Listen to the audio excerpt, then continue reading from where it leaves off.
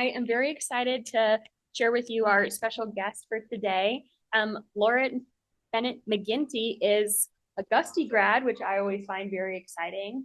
Maybe you don't care, but I do. Woo woo, go Gusties! Sorry.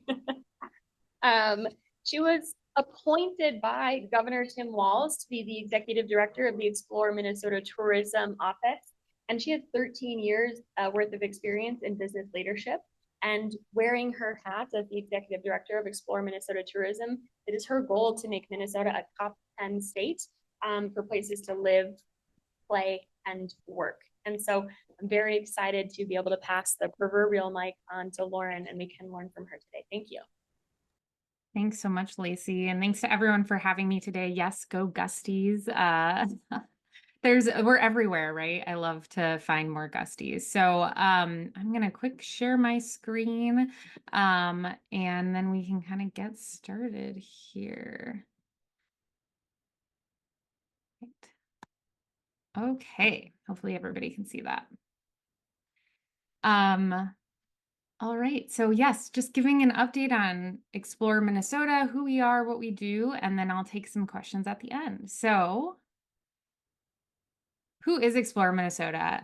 We are the government's marketing agency, essentially. Started 20 years ago to solely promote tourism. In the last few years, our mission and vision have changed a little bit to better incorporate promoting Minnesota as a whole. So that means both tourism as well as livability marketing.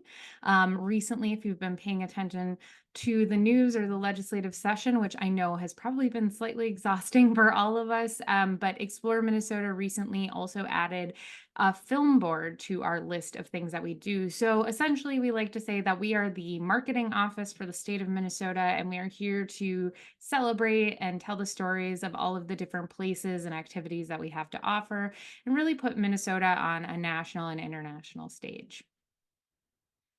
Our strategic goals, vision and mission, position and values. There's a lot on the slide, but ultimately we grow the state's economy while welcoming a diverse range of visitors. As I noted just in the last slide, our vision and mission are currently changing right now to encompass more things, but ultimately the core of it is that we continue to maximize our partner leadership and collaboration.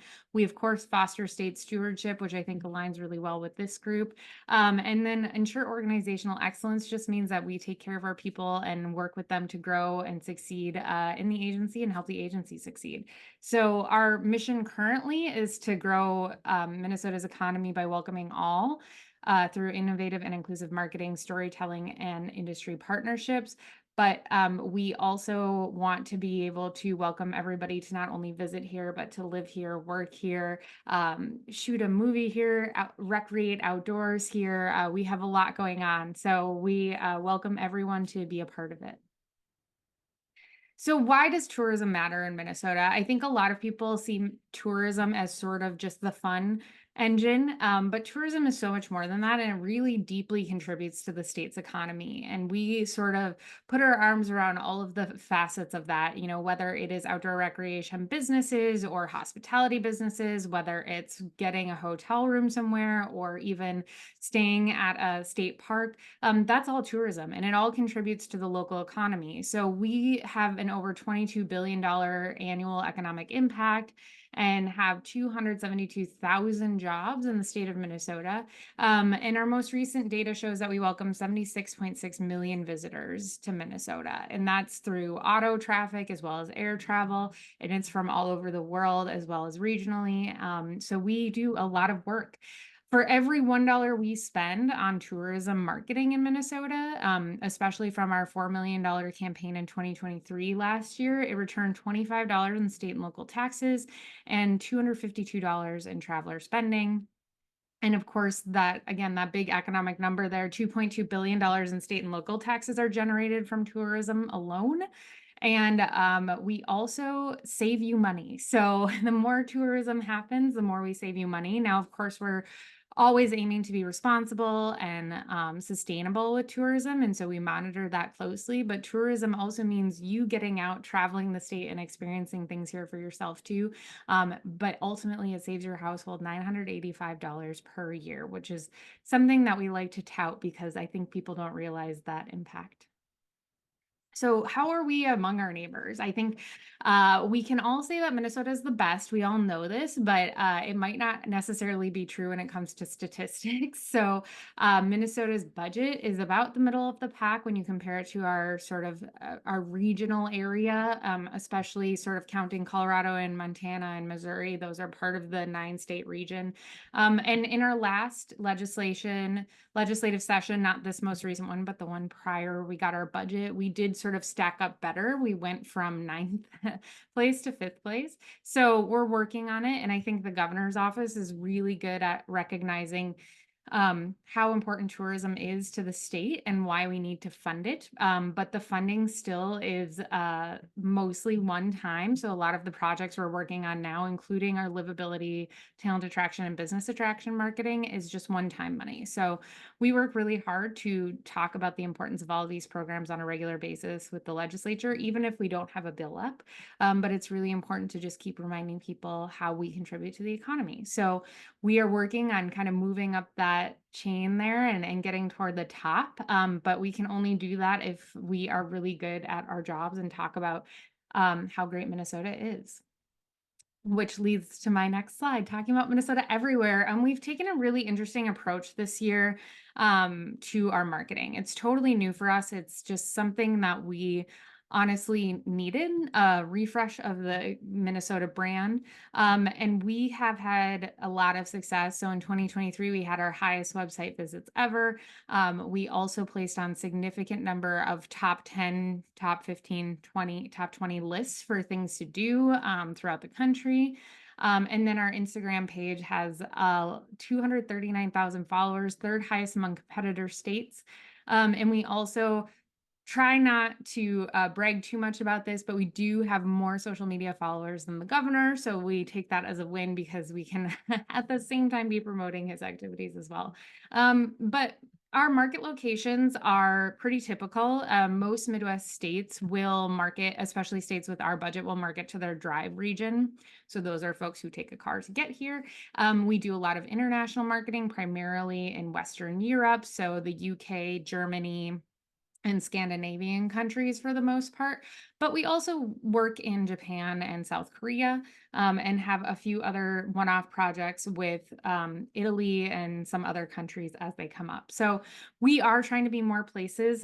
More specifically this year, we are in I'm so sorry, I'm going to sneeze, I feel. Okay, maybe not. I'll be okay. Sorry about that. We're in Dallas, Texas, which is great timing for the most recent campaign that we took on as the Timberwolves traveled to Dallas. And we were able to really take advantage of that. But we really find that plane or that flight, sorry, is quick, it's easy, and people in Dallas, Texas like to find somewhere cooler than where they are in the summer. And we've had a lot of success with that market. So we're going to keep exploring some markets that have quick and easy nonstop flights to Minnesota as we go. I do have a video of our Star of the North campaign, and this is our Living Minnesota campaign. So I recently said that we took on sort of talent attraction and livability marketing, and really it's talking about how Minnesota is a great place to live, work, play, but more than anything, bring your life to Minnesota. And so our Star of the North campaign really focused on specifically our Living in Minnesota campaign, really focused on people being here and engaging as new residents of the state of Minnesota. You'll see probably, if you're in Ely, you'll see some familiar locations in Duluth and kind of the North Shore area. But we really tried to capture a lot of different backgrounds and experiences as we put this together. So I will play this. Hopefully it works. Moving to Minnesota opened up a lot of doors for us. Anything and everything I need is here. This place is about opportunity to do stuff. Just this overall sense of community that is very different than a lot of places that we've been. I am seeing bright future in the kids that make Minnesota very, very special. We've finally found the quality of life. I'm excited for the future. I have more interesting memories living in Minnesota than I do in the previous 10 years. I'm in my happy place.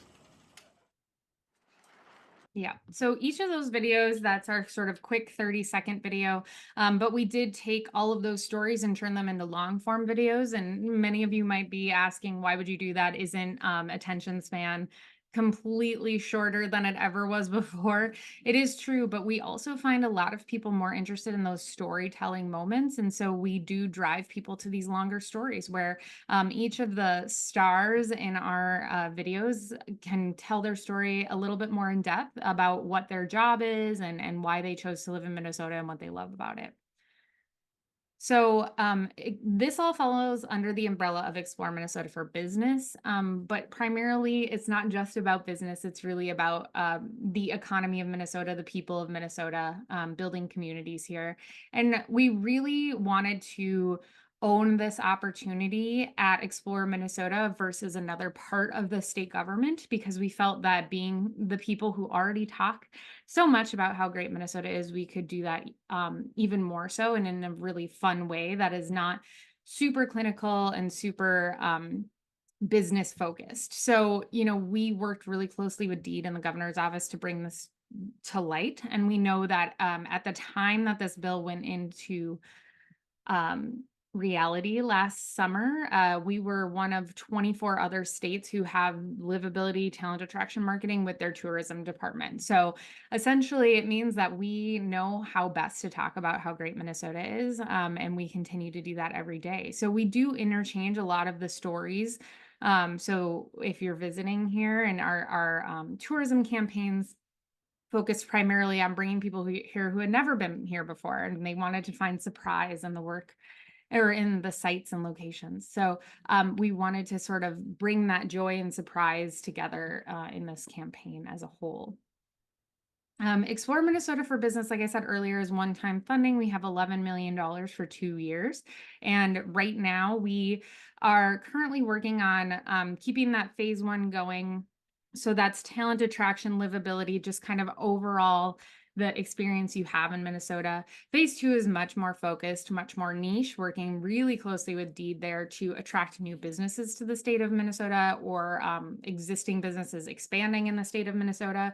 So we're kind of in the middle of planning all of that right now. And then phase 3, we probably won't be launching, that should be 2025. My apologies for the college age and existing resident retention. So that's really to focus on what are why would you want to stay in Minnesota if you're college age? Are you going to school here? What are the opportunities after you graduate? If you're not going to college, what are some additional trade careers that you could take on? And if you are looking to retire, why would you stay here instead of going somewhere like Florida?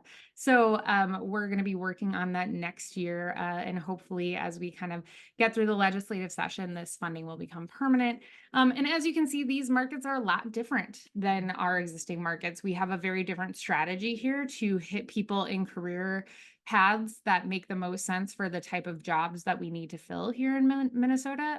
So we're in markets that we've never been in before, particularly on the East Coast and West Coast. And we've seen a lot of really great success, especially in San Francisco, Seattle, and Washington, D.C. So lots of exciting stuff happening there. So what do people think about Minnesota? We did this survey before we launched Explore Minnesota for Business, the talent attraction portion, and we really wanted to make sure we understood what are the common perceptions that exist around us right now. And I think in the most recent, we like to call it the BYA campaign that came along with Ann Edwards and the Timberwolves, we found that a lot of people are really surprised by Minnesota, and that continues to be our findings on a more scientific level as well. But it's affordable. We have a lot of access to nature in the outdoors. There's tons of great home ownership opportunities. The home prices here are much more affordable than most other similar locations. And it's good for your overall health and well-being. We are typically ranked as one of the least stressed states in the country. It's very safe, and we have high quality jobs. So we kind of took that all into account as we developed our marketing. One of the reasons why this marketing even exists and why we have it at tourism is called the halo effect. So you can impress all of your friends as you recite this to them. But essentially, tourism does function as the front door to economic development. And what that means is that somebody who visits a state is most likely to want to go back there to live, start a career, a business, go to college there, purchase a vacation home, or retire if they have a great time there. And I think that those are really key indicators for us, as you can see when we did our survey of individuals about, if you saw an ad for Minnesota and you had been there before, how do you feel about living here or starting a career here? Those numbers are huge. And so that's a really great indicator that we do have sort of this place that people want to be a part of and they want to live their lives. So unfortunately, the videos got swapped and this is the same as before. I will make sure to update this so you can view our tourism video as well. But here is just sort of a conglomeration of all of the ads that we have. They all look very similar. And the Star of the North campaign is more than just a campaign. It's really what we want the state campaign and state slogan to be.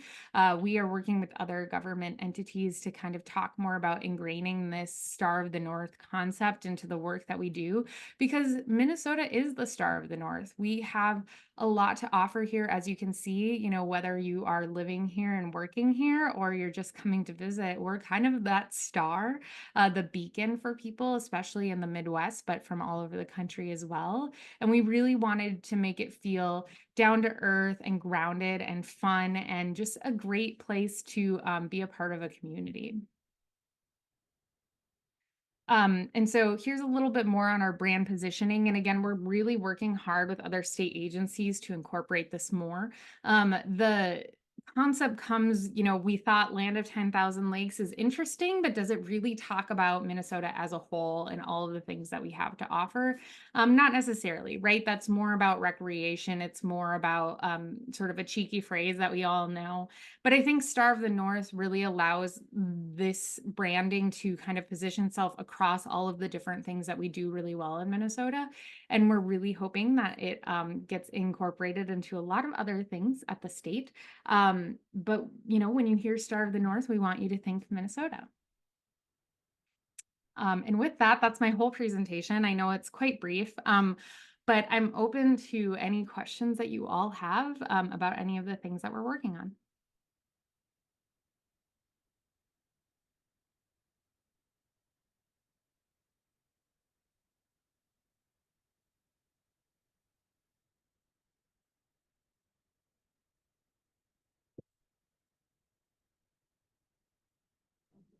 Oh, okay. Hi. I Hi. was saying, can you hear me? But the answer was clearly no. Oh, no. All right. Thank you so much. We'll have Elliot share around the microphone for questions in a moment, but I'm going to selfishly take the first slot. Thank you so much. You had us chuckling here and we really appreciated your presentation. I'm curious if your agency's tracking this and you've got 76.6 million visitors coming to the state of Minnesota. Do you have any understanding of like a ranking of where people are going and where northeastern Minnesota fits into that? Yeah, so that's a great question, and I can certainly send the follow-up info, but I will say that northeastern Minnesota is, outside of the Twin Cities, probably our number one visited location. So whether that's just along the North Shore or to the Boundary Waters or up through Grand Marais, it's very, very popular. And so with that, we always keep eyes on that and figure out ways that we can help mitigate over tourism. We hear that sometimes from that area because it is so popular and so beautiful. So one of our ads does feature the North Shore, which is really exciting. We kind of took them through a road trip from Duluth to Grand Marais and did a few things in between. But we really wanted to find ways to kind of get off the beaten path so that people aren't just overcrowding. But ultimately, Twin Cities, North Shore, and Northeast Minnesota, and then the Rochester area are kind of the big three. Fascinating. That makes a lot of sense.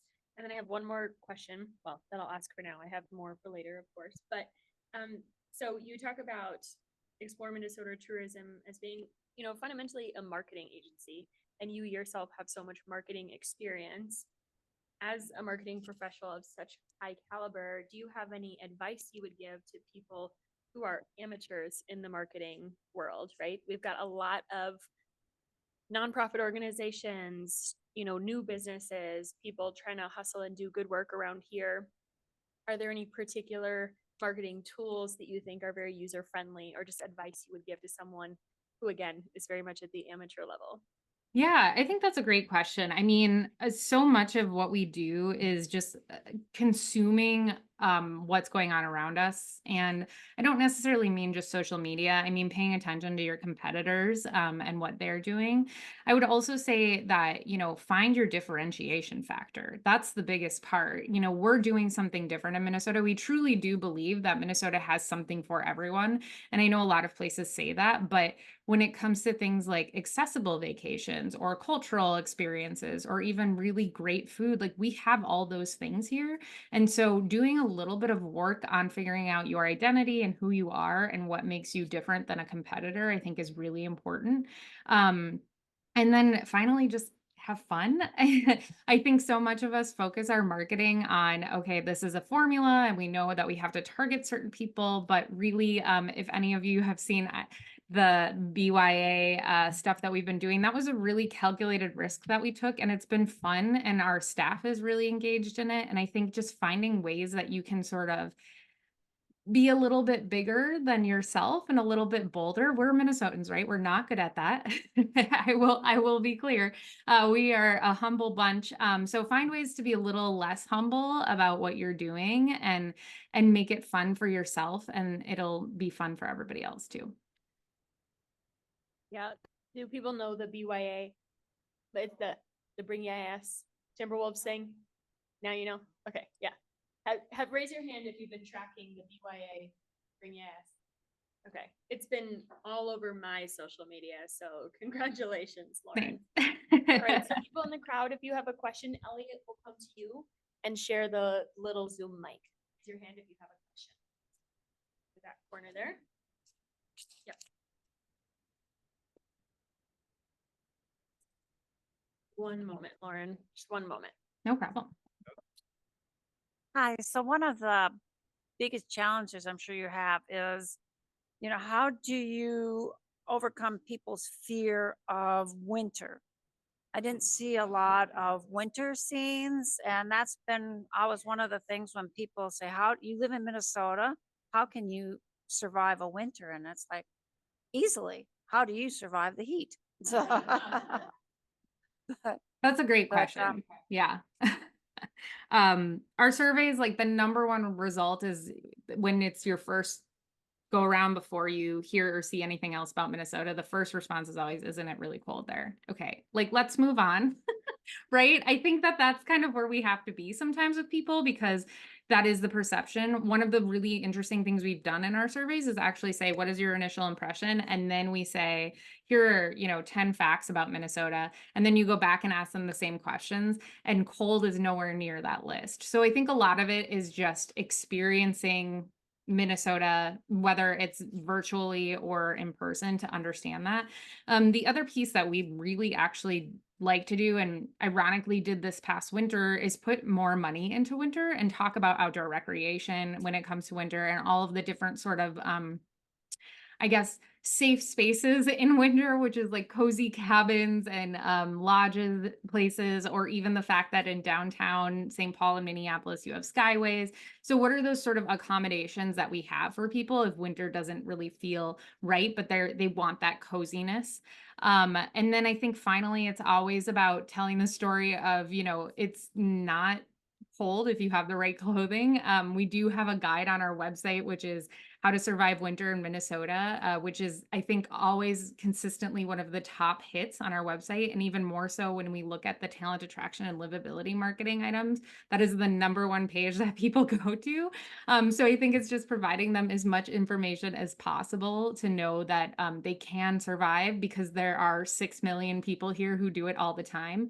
And gosh, if we had this marketing campaign going this past winter, we probably could have convinced a lot more people to visit or move here. But it's all about how you tell that story and get people out there who are super enthusiastic about it.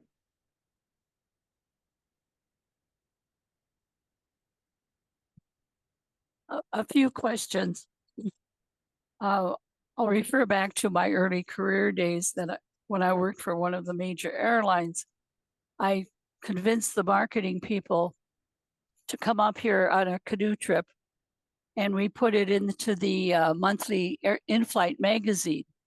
And so it went out throughout the whole United States and internationally, and was a section, very good section, on the pros and cons of coming up, because they hit a very cold weekend and we're out camping and fishing and didn't catch a fish. But they didn't put all of that in the article. But I was wondering if you worked with major corporations, not only located in Minnesota, but for example, like other magazines or corporations, to provide them articles that they could put into their newsletters or into their magazines of areas that you would like to specify that and highlight for the year for the state of Minnesota. The other thing is, and I'm sorry, I'm taking a couple subjects here, but the one subject in all of my travels, that I always promoted the education system in Minnesota. And we're getting to be an aging population in many of our areas here. And in order to get the younger generations back into the state, you not only have to have the jobs, but I think if you stress for their families, their young kids, the great education system we have, from preschool all the way through your doctor's degree here in Minnesota, I think we don't take full advantage of that fantastic positive situation we have. Thank you. Yeah. So the first question, sort of working with larger companies, we're definitely doing that more now than we have before. Speaking of in-flight magazines, we have a couple of relationships with United as well as Sun Country. We also have our state travel guide. And so that is a curated list of all of the different places we want you to visit. But if there's ever a newsletter that people need information for, our website is a fantastic way. We have itineraries set up there as well, so you can just kind of copy paste. But I also encourage people to always kind of go to their local destination marketing organization or chamber of commerce, whoever runs tourism, and find out more about kind of places that they want to highlight, because they always have the inside scoop of the coolest places to go. So I always encourage that as well. And then when it comes to education, I fully agree. I think, we work really closely with the governor's team, and many of you have probably heard Governor Walz say he wants to make Minnesota the best place in the country for children. And so, they have put a ton of time and effort into creating education systems and everything that has to go into an education system to be really successful. And so we take our cue from that, and it is a core component of our advertising. In fact, one of the ads that will be coming out in a couple weeks here highlights not only how great it is to be in Minnesota in the winter, but also a local charter school with a instructor there, and it's her story of coming from Miami to Minnesota and working with students in the charter school. So it's been really fun to kind of see that all come to fruition, and something that we're definitely promoting.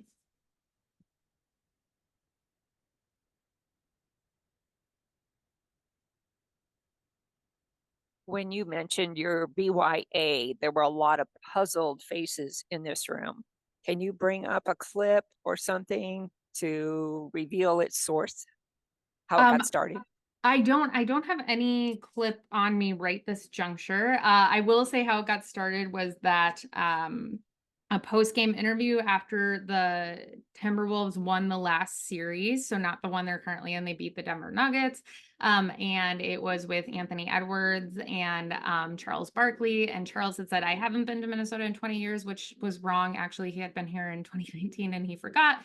But he said that to Anthony Edwards, and Anthony Edwards said to bring yourself. I'm not going to say it, but he said to bring yourself to Minnesota, and it kind of went viral. And within, I would guess, 15 hours, I suppose, of that happening, we were able to get it approved by the governor's office and get something up on our website. A local comedian actually bought the URL and rerouted it to our website, which was great. It is now currently rerouting to a YouTube video of a Starship song. But I think what really ended up happening is it just said, here's this really popular professional basketball player who we could never afford as a spokesperson for Minnesota, who just said, bring yourself to Minnesota and come see what it's all about. And I think it was impossible for us not to do something about it. So that's kind of where that all came from. And we were able to use the stars from our Star of the North campaign, which is the same star on the new flag, instead of the word at the end, which I think was a fun tie-in to all of the things that we're doing. There you go. Very quickly, just the thing on the left where it says bring ya.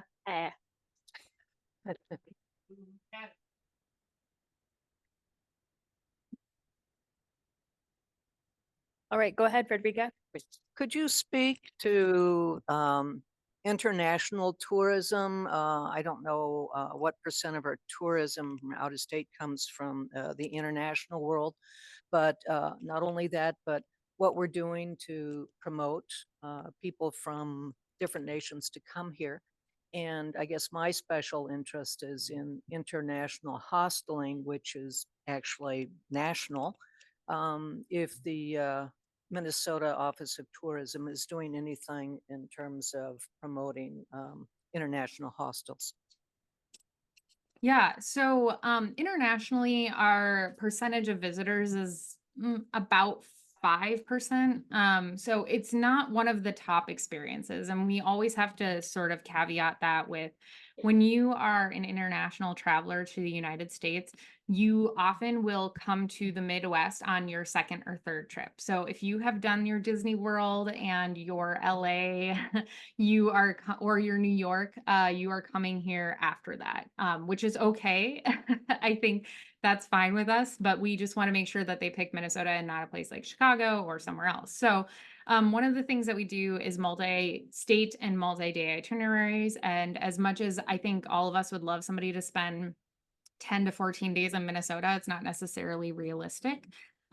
So most of our marketing has flying into MSP and then traveling in a loop, whether that's around the Great Lakes or through South Dakota and North Dakota, and then coming back to Minnesota to visit here before you fly out. So that's primarily how we are marketing those.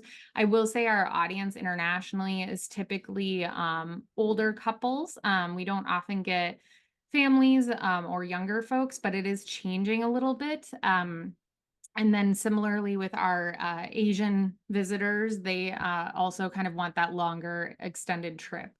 So we kind of promote as much as we possibly can. The most popular things are certainly any sort of outdoor recreation, but most of the time, especially with those older couples from Western Europe, looking at kind of adventure light, we like to call it. So it'll be hiking, but it won't necessarily be, boundary waters, but something in that outdoor recreation vein.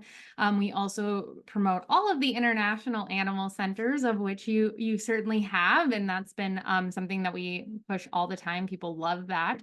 Another thing that a lot of our international visitors are interested in is Native American culture and history.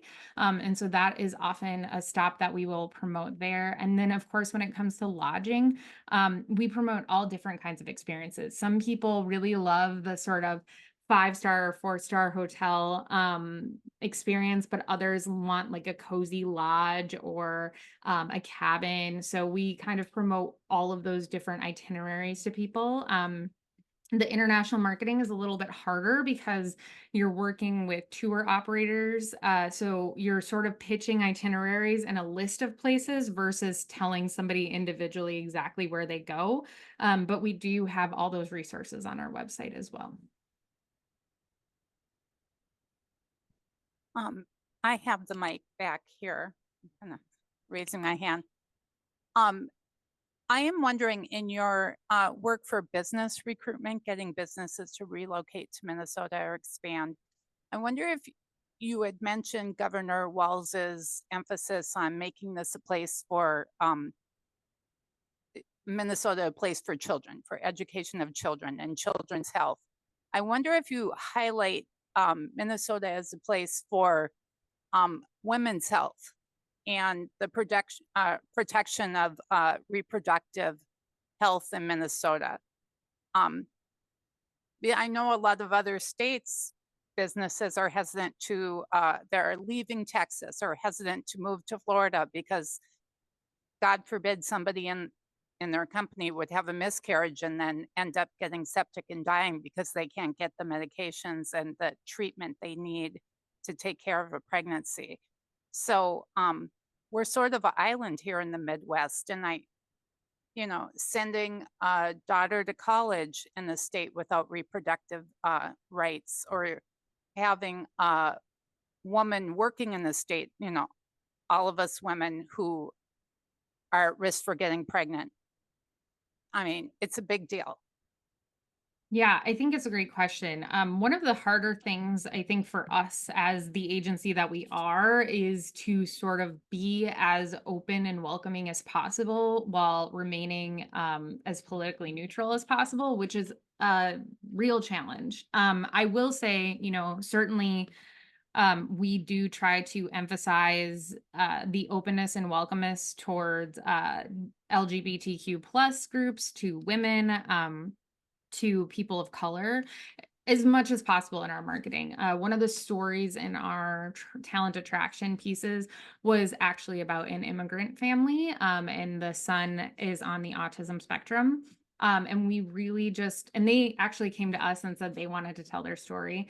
But they live in St. Cloud, which is notoriously not necessarily a great place for families of color, but they really said they found their community there and they wanted to talk about it. And so I think those types of stories, the more we can get those out, the more we can tell incorporate all of those components, but without making it political. And for us, I more and more, we get those questions, and I think we can kind of show it, not tell it, through our marketing. We highlight a lot of things like pride, and we encourage people to visit all of the different events that are going on. We highlight the different cultural months that exist. So I think we're getting there. And I think certainly the harder part is that it's all based on the administration. So we can put in a lot of work now. And I think, Governor Walz and his team are very supportive of all of these things. But it could change in a few years. You never know. So we work really closely with them to uplift certain messages and make sure that our advertising is really welcoming to people and that they know they can feel safe here.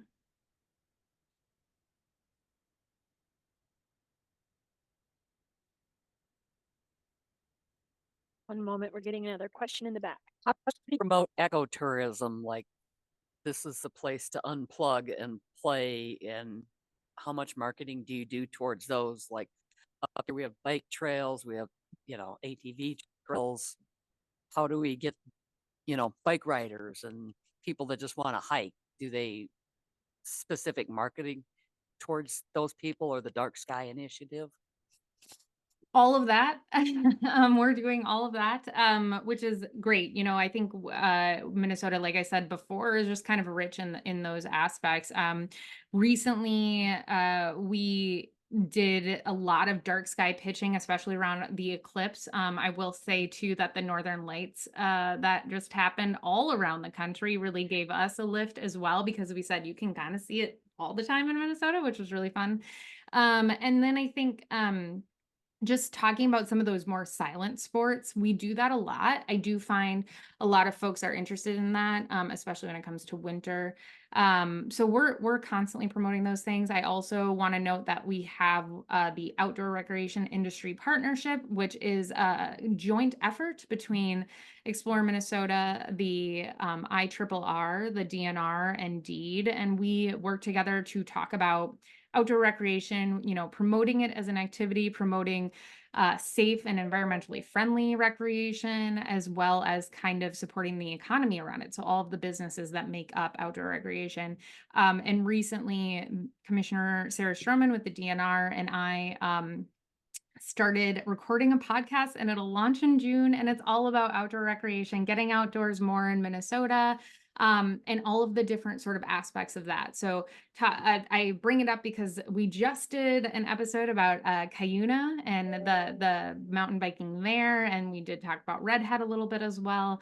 And then we also did an episode about Nordic skiing. So we're really trying to hit on all of these different outdoor recreation sports and activities that you can do, experienced or not. And I think it's going to be great. So when it comes out, I'll send a note to Lacey and you can share it with the group so you can subscribe. But we're doing a lot to promote that. And then finally, one of the things that we do is we do niche marketing. So it's a very specific, highly targeted marketing campaign.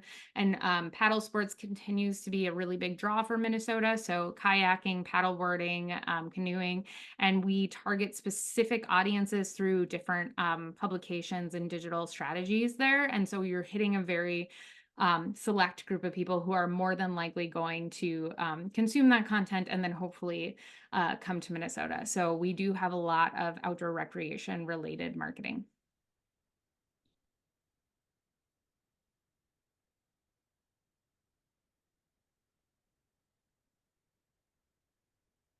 Some of your comments raised another question for me.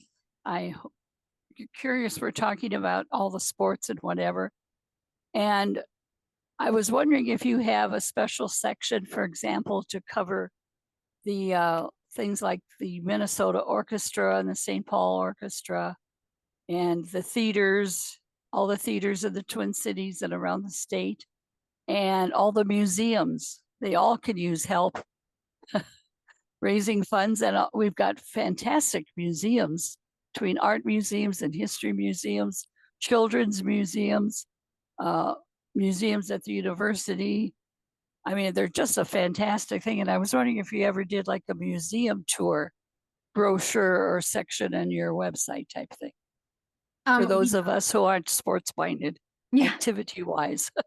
Absolutely. I mean, I think Minnesota has one of the most underrated arts and culture scenes in the country. We often actually get lifted up for the amount of theaters and theater going opportunities we have, which is really exciting. So we, of course, have some parts of our website that are dedicated to different arts and culture activities. In one of our most recent ads that came out this summer, we had them go to the Minneapolis Institute of Arts and tour the Native American exhibit when it was there. So that was really exciting. And, you know, we continue to promote those all the time in our marketing, whether it's in our major campaigns or on our social media. So it is a major part. And then our travel guide that we put out every year also has a whole section on arts, culture, museum, heritage sites that people can visit.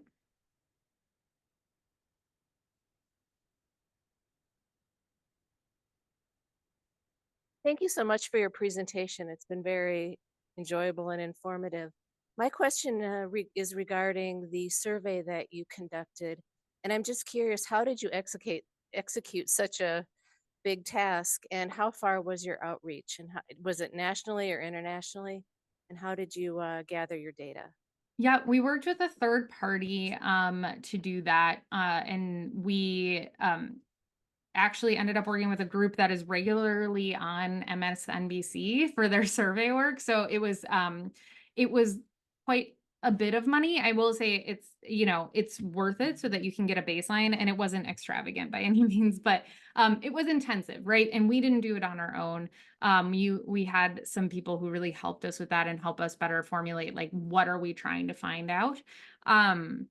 But we went to 2,000 people and we sort of scattered it in the different regions of the country so we could get a better understanding of like where our specific target should be. So if we have people from the Northeast who are really into education careers and health and wellness careers, you know, that's where we should be targeting. And that's what we found. You know, we could make some assumptions about different places, but we were mostly surprised that a lot of folks in the Northeast were super gung-ho about Minnesota and were considering living here, and had said, I think the more surprising piece was I don't really know if Minnesota has a good healthcare system. I was like, we have some of the best healthcare in the country. So those are things where when you hear those comments, you get to like change that perception.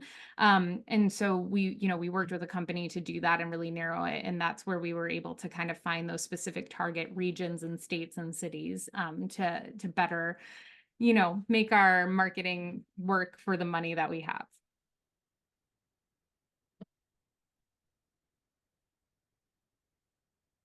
I liked your comment about silent sports.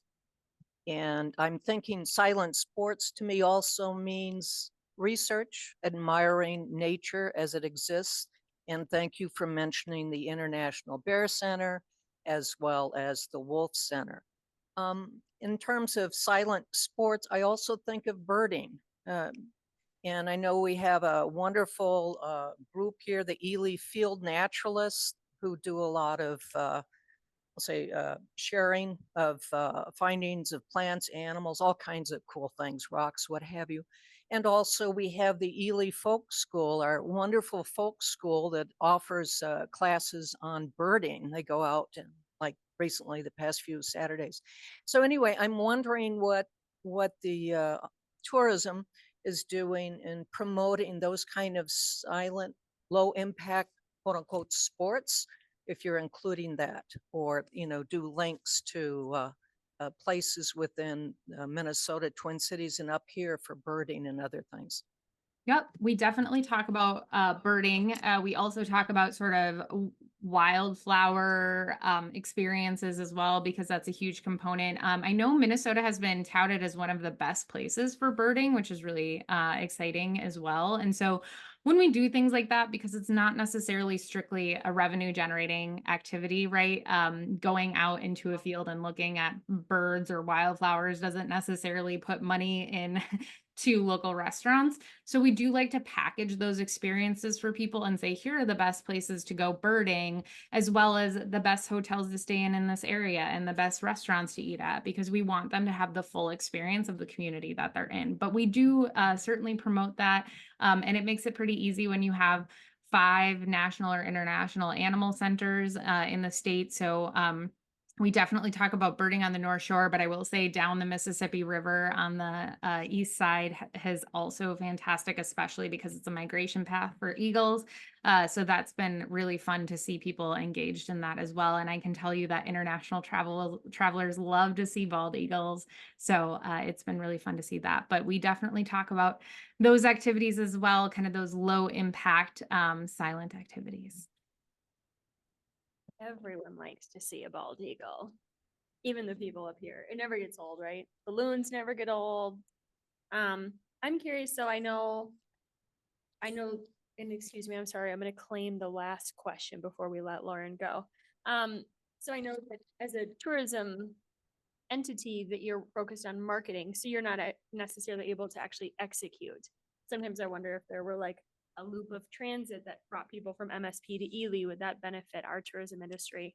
I'm curious, with the unique perspective you have, what tourism businesses do you wish more entrepreneurs would sort of be starting up in the state of Minnesota?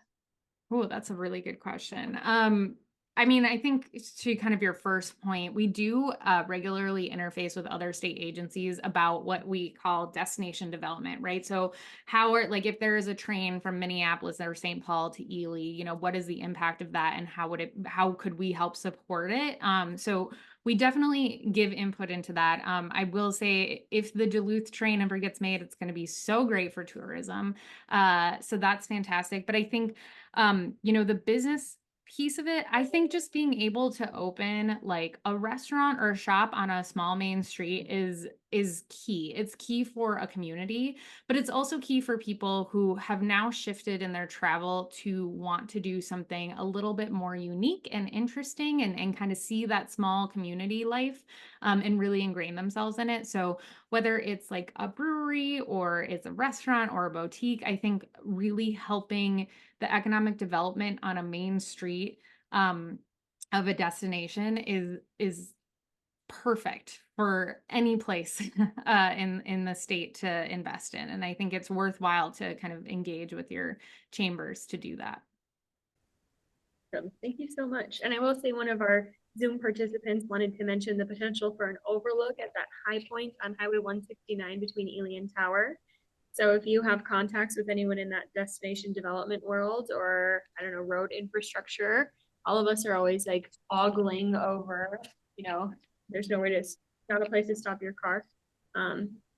Lauren, thank you so much for your time and your expertise and your work. Thank you for having me. I hope you were able to hear the robust clapping that was happening.